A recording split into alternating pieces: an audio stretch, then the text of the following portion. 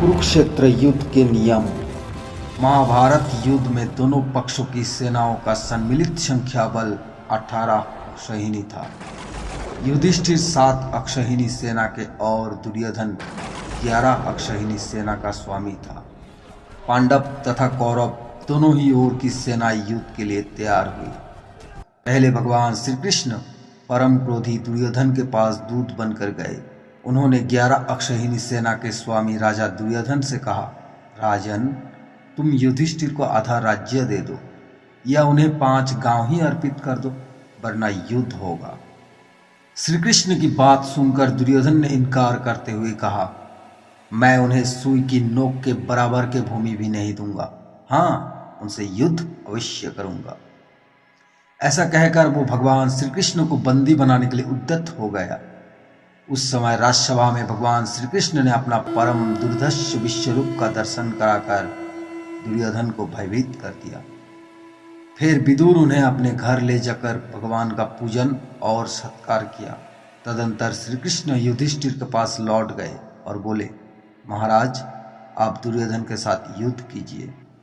युद्ध से पूर्व पांडवों ने अपनी सेना का पड़ाव कुरुक्षेत्र के पश्चिमी क्षेत्र में पंचक तीर्थ के पास हिरण्यवती नदी के तट पर डाला और कौरवों ने कुरुक्षेत्र के पूर्वी भाग में एक समतल मैदान में अपना पड़ाव डाला।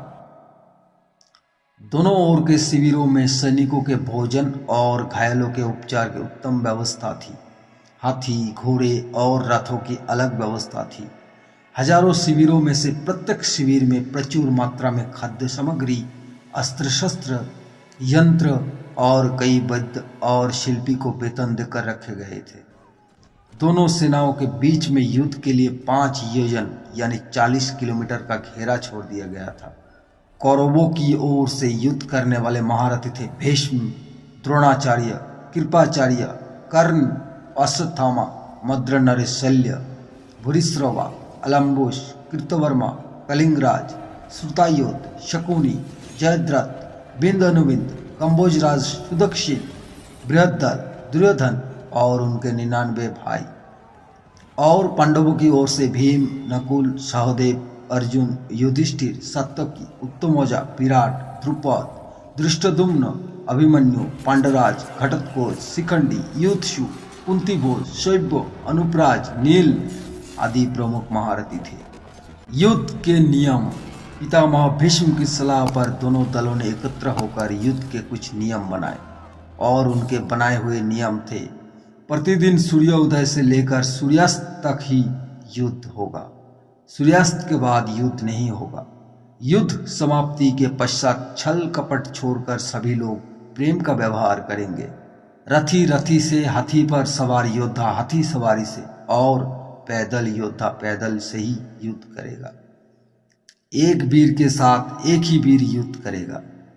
भय से भागते हुए या शरण में आए हुए लोगों पर अस्त्र शस्त्र का प्रहार नहीं किया जाएगा।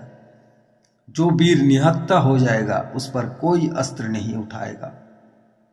युद्ध में सेवक का काम करने वालों पर कोई अस्त्र नहीं उठाएगा। युधिष्ठिर और दुर्योधन की सेनाएं कुरुक्षेत्र के मैदान में जा डटी। अपने विपक्ष में पितामह भीष्म तथा आचार्य द्रोण आदि गुरुजनों तथा सगे संबंधियों को देखकर अर्जुन युद्ध से विरत हो गए।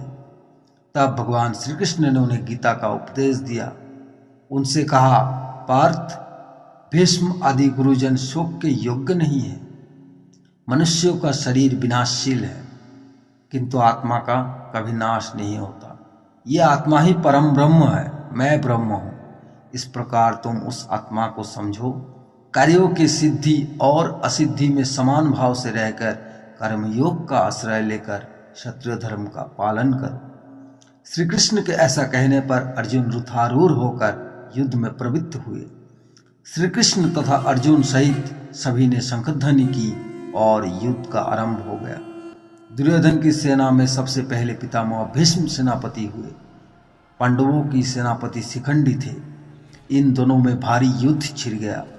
भीष्म सहित कौरव पक्ष के योद्धा उस युद्ध में पांडव पक्ष के सैनिकों पर प्रहार करने लगे और शिखंडी आदि पांडव पक्ष के वीर सैनिक कौरव सैनिकों को अपने बाणों का निशाना बनाने लगे। कौरव और पांडव सेना के वो युद्ध देवासुर संग्राम के समान हो रहा था।